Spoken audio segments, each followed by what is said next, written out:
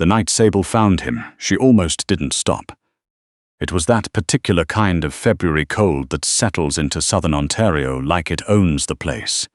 Not the dramatic, blustery cold that makes the news, but the quiet, seeping kind that gets into your bones before you notice it's there. The temperature had been dropping since noon, and by 11 at night the city of Hamilton had gone still, in that way it only does when the weather means business. Roads empty. Porch lights on, smart people inside. Sable Wren was not inside. She was 3 blocks from her apartment, trudging home from a double shift at St. Joseph's with her scrubs under her winter coat and her left boot leaking through a crack in the sole. She kept meaning to get fixed. Her hands were stuffed deep into her pockets. She had a bag of cold leftover hospital cafeteria soup in the crook of her elbow, and she was thinking, genuinely thinking, in a committed and deliberate way, about nothing more complicated than a bath and whether she still had any of that lavender Epsom salt left under the sink. She almost walked past him. He was slumped against the base of a concrete retaining wall at the edge of the parquet on Dunsmore, half hidden by a rusted bike rack and the shadow of a dead elm. She might have taken him for a homeless man sleeping rough, except that the coat he wore cost more than her monthly rent, and men in coats like that did not sleep rough on Dunsmore Avenue in February. She stopped. Nursing school trains you to assess before you act. She did it without thinking. Pupils, breathing, skin color. His breathing was audible and labored. The snow immediately around him was not white. It was a dark, ugly rust color spreading from somewhere beneath his left arm, and it was still spreading, which meant it was recent and it was not stopping. She had about 30 seconds of the kind of mental argument that civilian people have with themselves in situations like this. The argument that goes something like, "This is not your problem. Call 911 and walk away. This is clearly something dangerous. You do not know what you are walking into." And then she stopped having that argument because the man's hand moved, just slightly. Fingers opening against the snow like he was reaching for something that wasn't there. She went down on one knee beside him. "Hey!" She pulled off her glove and pressed 2 fingers to his neck. His pulse was there, fast and thin and not reassuring, but there. "Can you hear me?" His eyes opened. They were dark, very dark, and it took a moment for them to focus. When they did, the expression that moved across his face was not relief. It was something harder, measuring. "Don't," he said. His voice was low and precise, accent clipped in a way she couldn't immediately place.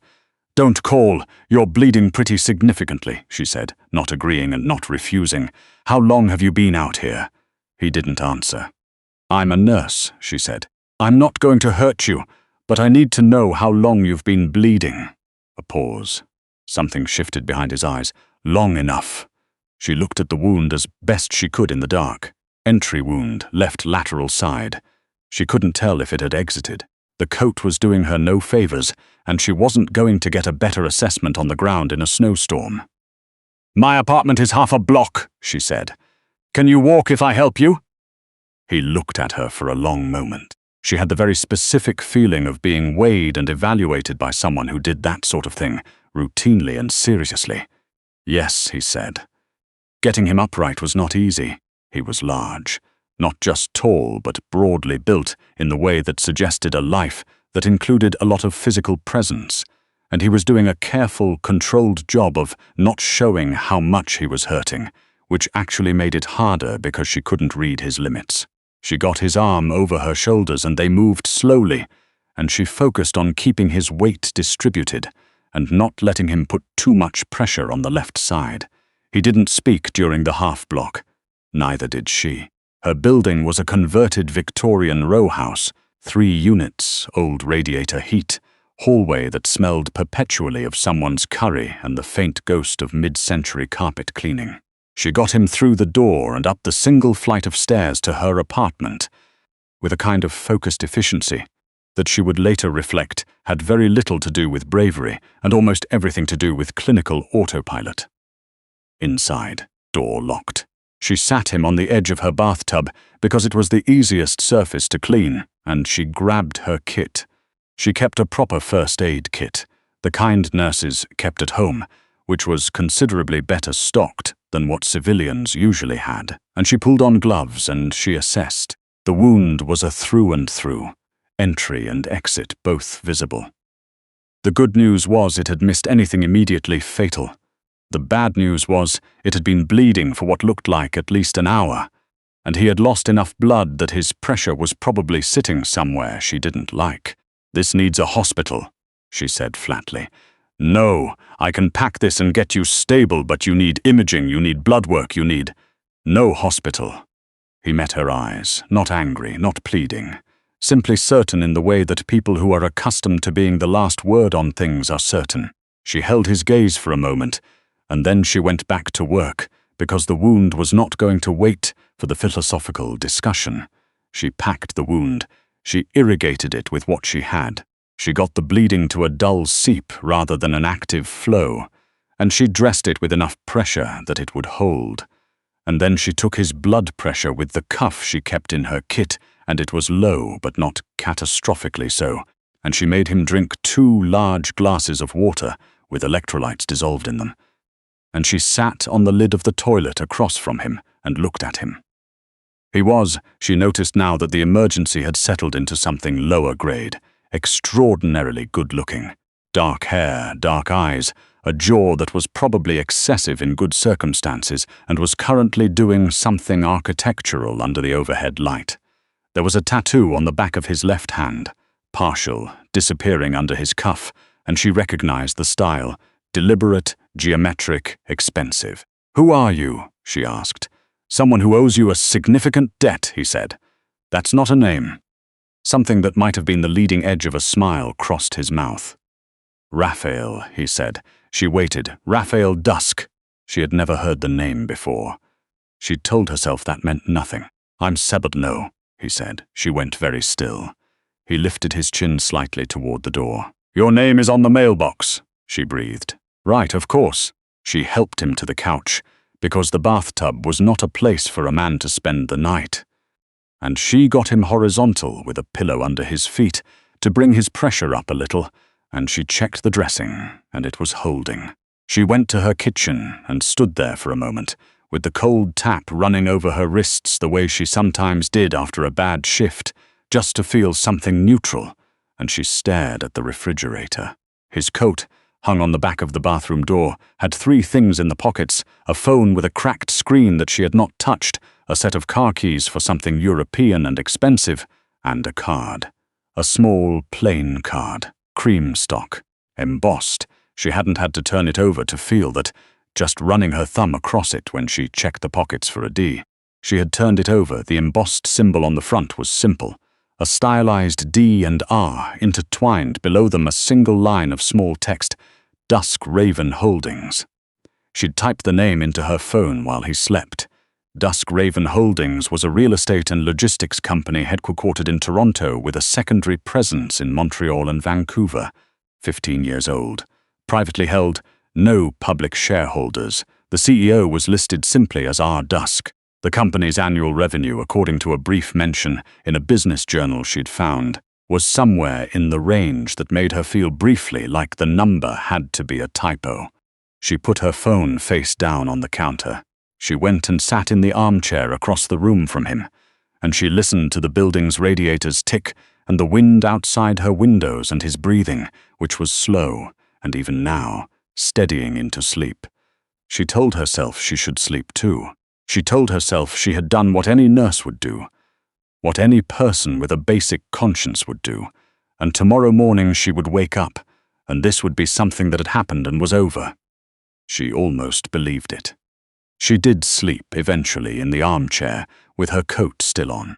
She woke at 6:15 to the sound of her phone buzzing, with a shift reminder she'd forgotten to cancel, and to the sensation of being watched. He was awake. Sitting up against the arm of the couch with the blanket she'd put over him, folded neatly across the cushion beside him, watching her with those dark, even eyes. "How do you feel?" she asked automatically, because she was a nurse and it was the first question. "Better than I should," he said, "because of you." She stood up and went to check the dressing. It had not bled through. She replaced the outer layer and checked his pressure again. And it had come up and his color was better, and she made herself focus on those clinical facts, and not on the warmth of his skin under her fingers, or the way he watched everything she did with an attention that felt like something more than ordinary observation. "You should still see a doctor," she said.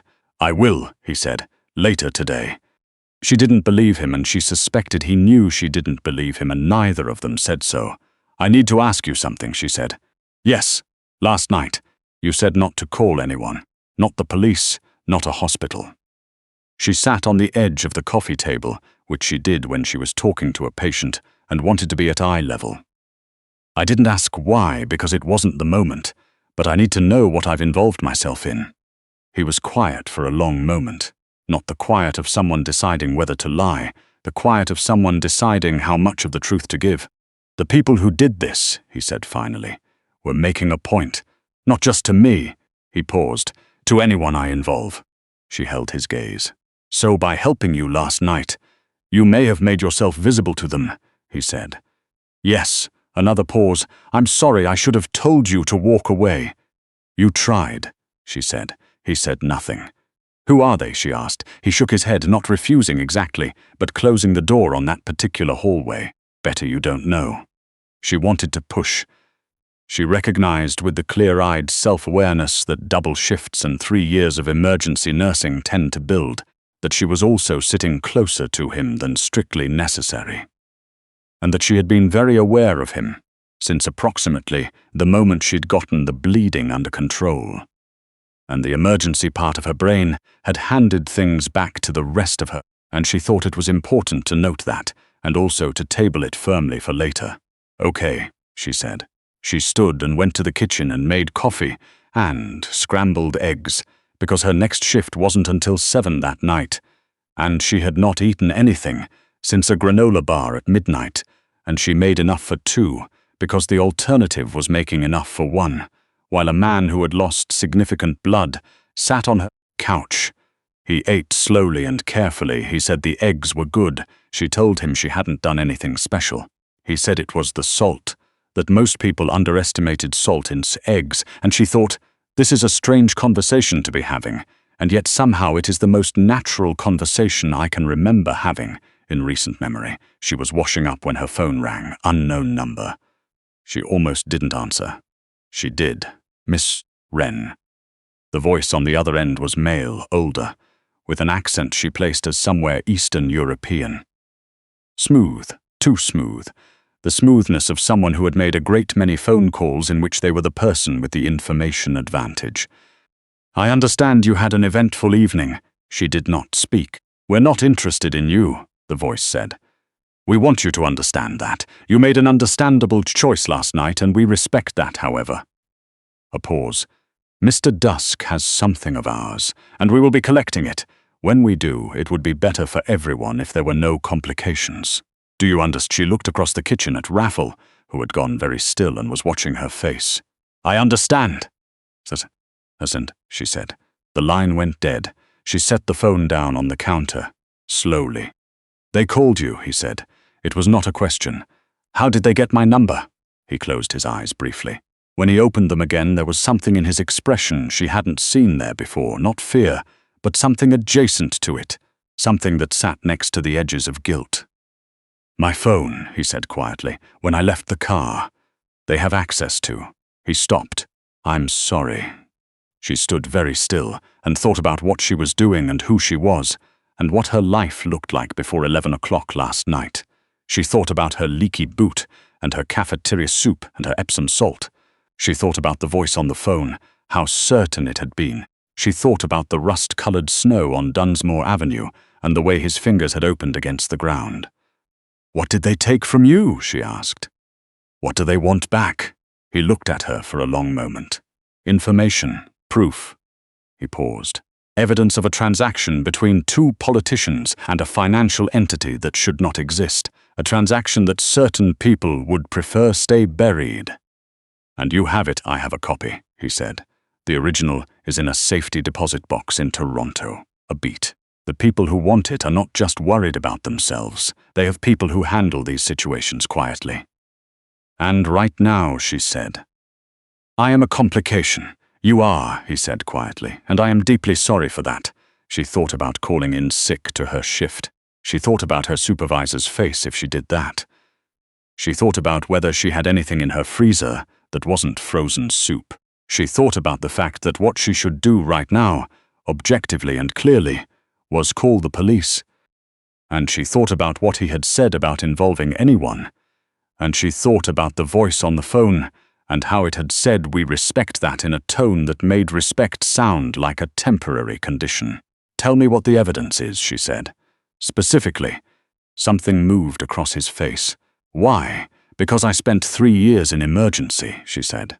And the first thing they tell you in emergency is that you cannot help anyone if you don't understand what you're actually dealing with. He looked at her.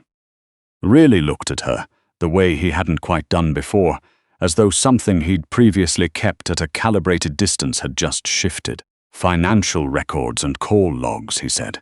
A procurement contract awarded through a shell company. $730 million. The shell company traces back to the same 3 individuals who have been very publicly advocating for infrastructure funding legislation. She did the math in her head without wanting to. That's not organized crime, she said. That's both, he said. She nodded slowly. And you were going to do what with it? Give it to someone who would do something with it. He paused. I was before last night. He glanced at his left side. She stood up. She went to her coat, still on the armchair, and she reached into the inside pocket, and she pulled out her work badge, and she looked at it for a moment, and then she put it back.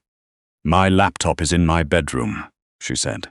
I have a friend, a contact, from my undergraduate days who works in investigative journalism at a national outlet. She's been trying to break a public corruption story for 18 months and getting nowhere because she can't get a source to talk. She paused. She is also very careful and very smart, and she works with people who know how to protect sources. He was watching her with an expression she couldn't entirely read. I'm not doing this for you, she said. I want to be clear about that. I'm doing this because I made a choice last night on a street corner, and apparently that choice is already made. And I would rather make the next one deliberately, he said. Her name in his mouth had a weight she wasn't prepared for. Don't, she said. He didn't. She was in her bedroom, her laptop open, composing an email she would spend the next 45 minutes getting exactly right when she heard him make a phone call in the living room. She couldn't make out the word, she didn't try. 20 minutes after he hung up, she heard it. Engines. Multiple. The specific low, resonant sound of multiple large vehicles coming to a coordinated stop. She went to her living room window. The street below was quiet in the grey February morning. Then it was not. They came from both ends of Dunsmore simultaneously. Black Escalades, one after another, pulling in with the unhurried absolute certainty of people who had every reason in the world to be exactly where they were, she counted without meaning to. 17. 22. More still turning the corner. Men in dark coats stepping out with that particular quality of stillness that was not passivity, but its opposite. The stillness of people who were very good at waiting, because they had spent considerable time learning exactly what came after waiting. At the center of it all, directly in front of her building, a man in a long charcoal overcoat stood with his back to her, speaking into a phone. The posture was unmistakable. She turned. Raphael was standing at the door of her bedroom, his hand braced on the frame. He was still pale and he was moving carefully, and the dressing showed at his collar, but he was upright and his eyes were clear. My people, he said, they'll be leaving soon, but before they do, he paused. There are 2 of them I trust entirely. They'll stay, not in your space, outside in the building. You won't see them. He held her gaze. You won't need to. I haven't agreed to anything, she said. I know. He didn't argue with that, the email you're sending. Will she respond today? She thought about it. If I tell her what I'm telling her, yes. He nodded. Then, by tonight, it will already be in motion. A pause. They'll lose the advantage they think they have. She looked at him. She looked at the window. She looked at the room she had lived in alone for 2 years, that now had 2 coffee cups on the counter and a folded blanket on her couch, and the shape of a night she hadn't planned for pressed into every surface. "You should have told me your name last night," she said. "Would it have changed your decision?" She thought about that honestly. About the snow, about the hand opening, about the part of her that had gone down on one knee before she'd finished thinking about it. "No," she said. He nodded once, just once. Then he moved back into the living room and she stayed in the doorway, and outside, below, the engines idled, and the men in dark coats stood in the snow, and the city was still in that particular winter way, and somewhere across that stillness, in a national news office in a building in downtown Toronto, a journalist named Preya, the sharpest person Sable had known since undergrad biochem, was going to open an email in the next hour, and her entire morning was about to change.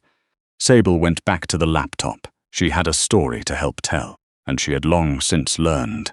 The most dangerous thing a quiet person can do is decide, finally, to stop being quiet.